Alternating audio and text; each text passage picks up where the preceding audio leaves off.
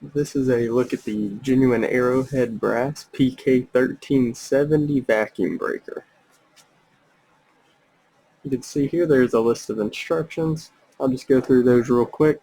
Remove the existing breaker with a pipe wrench, apply pipe dope, reinstall this one with a pipe wrench, and then you can manually drain the valve after use by pushing the plunger.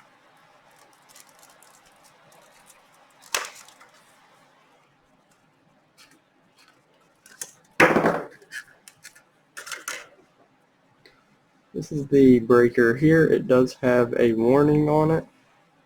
It has the holes right here in the breaker.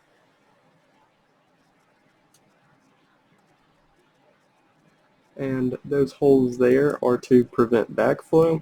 So the water, whenever you turn the hose off, instead of going back into the faucet due to the water pressure, it'll shoot out of these holes here. Get a few measurements. About 1 1/4 overall. The bottom there is right at 1 inch. And about 1 1/4 here.